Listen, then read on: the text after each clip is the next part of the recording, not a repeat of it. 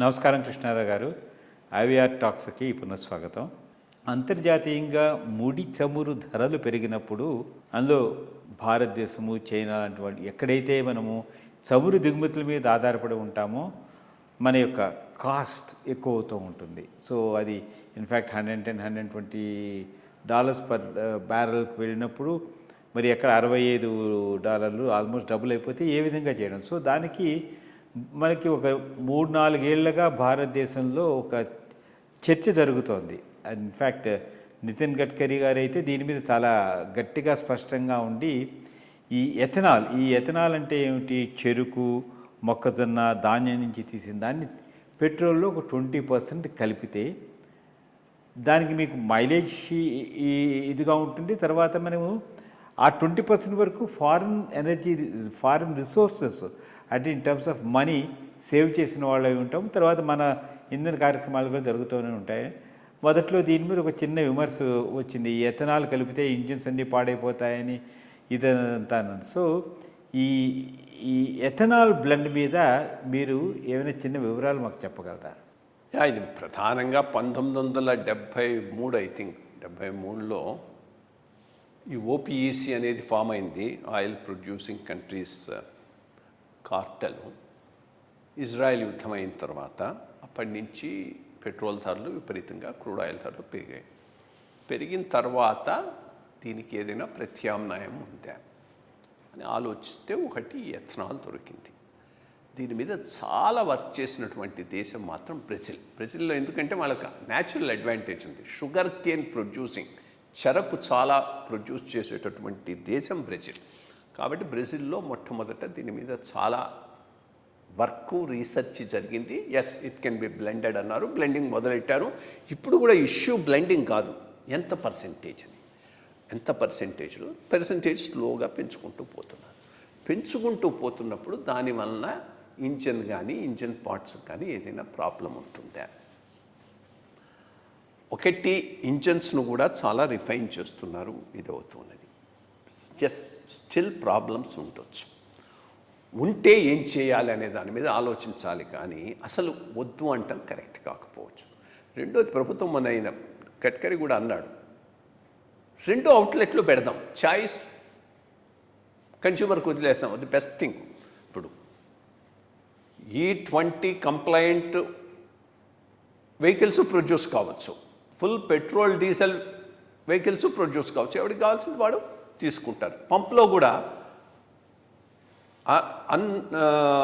Blended petrol diesel, blended diesel I think మరి పెట్రోల్కి చేస్తారు, ఓన్లీ డీజిల్కి ఉందో నాకు ఐడియా లేదు, చూడాలి. పోతారు పెట్టి సపరేట్గా పెడితే ఇది తక్కువ కాస్ట్కి వస్తుంది. తక్కువ కాస్ట్కి వచ్చినప్పుడు ఆ తక్కువ కాస్ట్తో దీనిని పెట్టుకుని ఏదో 1-2 పార్ట్స్ కొంత దానివల్ల డ్యామేజ్ అయితే రీప్లేస్ చేసుకోవటం ఎకనామికలీ మోర్ సెన్సిబులా, లేకపోతే హయ్యర్ కాస్ట్ పే చేయటం? హయ్యర్ కాస్ట్ ఏంటి? హయ్యర్ కాస్ట్ మళ్ళీ నీకు ఇట్లాంటి షాకులు వచ్చినప్పుడు విపరీతంగా పెరిగిపోతుంది. ఇప్పుడు ఏదో గవర్నమెంట్ దాన్ని మనం షీల్డ్ చేస్తూ ఉన్నది, అడ్మినిస్ట్రేట్ ప్రైసెస్ను ఒక లెవెల్లో పెట్టి. అది కనుక మార్కెట్ లింక్ పెట్టిందనుకో ఇది అవుతుంది. బట్ ఇంకో 2 ఇష్యూస్ ప్రధానంగా ఇక్కడ ఆలోచించాల్సినవి ఉన్నాయి. లాంగ్ టర్మ్లో నీకు డీజిల్, పెట్రోలు ఇంతకు ముందున్నంత కాస్ట్ ఉండకపోవచ్చు, $70-60 దగ్గర సెటిల్ కావచ్చు. ఎందుకనంటే కొత్త ఏరియాస్ ఓపెన్ అవుతున్నాయి. బేసికలీ లాటిన్ అమెరికా నుంచి చాలా క్రూడ్ వచ్చేస్తూ ఉన్నది, అమెరికా కూడా ప్రొడ్యూస్ చేస్తున్నది. ఓపీఈసీ ఈ గల్ఫ్ కంట్రీస్ యొక్క స్ట్రాంగిల్ హోల్డ్ తగ్గిపోయింది, రష్యా నుంచి వస్తున్నది. అప్పుడు ఎంత ఇది ఎకనామిక్ అనేది ఒకటి చూసుకోవాలి. రెండోది, ఆల్టర్నేటివ్స్ కూడా డెవలప్ అవుతున్నాయి. Something like electrical vehicles, batteries, effective plant.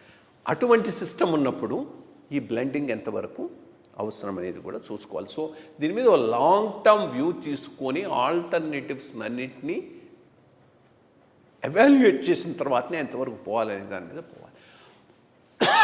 రెండో విషయం, ఫుడ్ సెక్యూరిటీ విషయంలో మొట్టమొదట ఇది షుగర్ కేన్ బేస్డ్గా పోతే మాత్రం సక్సెస్ఫుల్ కాదు. ఎందుకంటే చెరుకును మనం పండించలేము. చెరుకు ఇప్పుడు పండిస్తున్నదే చాలా వాటర్ను కన్స్యూమ్ చేస్తూ ఉన్నది. మన దేశానికి ఉన్న వాటర్ షార్టేజ్కి చెరకు ఈజ్ నాట్ అదే ఉన్నటువంటి నీటి కొరతకు చెరకు సరైనటువంటి పంట కాదు. ఒక చక్కెర కోసమే దాన్ని ఎట్లా మనం అనుకుంటున్నప్పుడు ఒక ఎథనాల్ కోసంగా షుగర్ కేన్ పండించడం. కానీ మేస్ అయితే yes, mace can be a thing. దీన్ని మించి అంతకుముందు కొంత వర్క్ జరిగింది, అది ఎక్కడో ఆగిపోయింది. అప్పట్లో రాజశేఖర రెడ్డి ఉన్నప్పుడు దాని మీదనే మాట్లాడుతూ ఉండేవాడు. ఎందుకంటే అప్పుడు ప్లానింగ్ కమిషన్ దాని గురించి మాట్లాడుతూ ఉండేది. ఛత్రోప కానుగ అన్నీ ఏవి ఈ వేస్ట్ ల్యాండ్స్లో మనం ఛత్రోపా చేద్దాము, కానుగను చేద్దాము, దాని ఆయిల్ను ఉపయోగించుకోవచ్చు అని. మరి అది ఏమైందో ఇప్పుడు దాని గురించి ఎవడు మాట్లాడటం లేదు. బట్ ఫుడ్ సెక్యూరిటీ ఇష్యూ మాత్రం చాలా చాలా ఇంపార్టెంట్ ఇష్యూ. బికాస్ మొత్తం ల్యాండ్ అంతా దీనికి డైవర్ట్ అయితే ఫుడ్ సెక్యూరిటీ దెబ్బతినేటటువంటి అవకాశం ఉంది.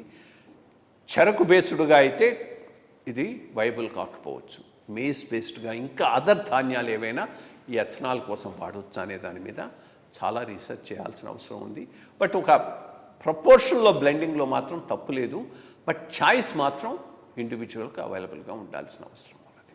నమస్కారం అండి, మంచి విషయం చెప్పారు.